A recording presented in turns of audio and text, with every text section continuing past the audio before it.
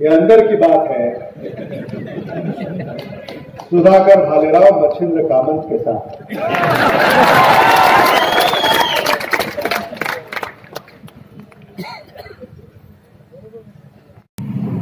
संबंध लातूर जिल्हा त्या ठिकाणी ओळखून आहे अशा एका परिवारातून आपण आज रोजी आमदार आहात। मला सार्थ अभिमान आहे।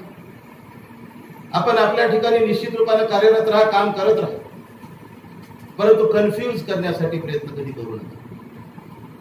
राजकारण हे विकासासाठी राजकारण असतं, कन्फ्यूज करण्यासाठी राजकारण नसतं। राजकारण सेवा आणि रक्षण करण्यासाठी असतं, डावपेच करून दिशाभूल करण्यासाठी राजकारण नसलं। अशा पद्धतीचा उदात्त हेतू ठेवून जर आपण राजकारण करत असाल तर निश्चित रूपाने त्याचा जनतेला अभिमान आहे।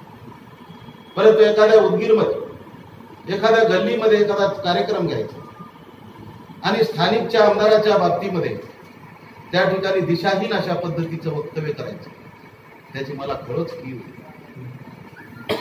अंदर की बात सुधाकर भालेराव कुणाच्या तरी सोबत आहे अशा पद्धतीची चुकीचं वक्तव्य, दिशाभूल करण्याचं, जनतेला भ्रमित करण्याचं हे वक्तव्य आदरणीय अमित देशमुख साहेबांनी, मला तरी वाटतं मी काही जास्त खोलात जाण्याची आवश्यकता नाही।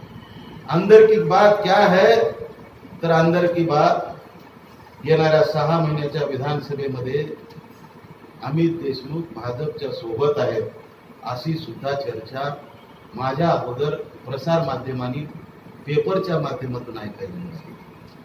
त्यामुळे आपलं खरं दडवण्यासाठी दुसऱ्याचं खोटं समोर आणत असाल तर ते पहिलं खरं सांगा, म्हणजे खऱ्या अर्थानं माझ्या उदगीरकरांना कळून जाऊ द्या की आपल्याकडे सामर्थ्य खऱ्या अर्थानं निवडून आणायचं आहे का दिशाहीन करून, भ्रमित करून, कन्फ्यूज करायचं आहे, ही सुद्धा भूमिका जनतेसमोर स्पष्ट केली पाहिजे।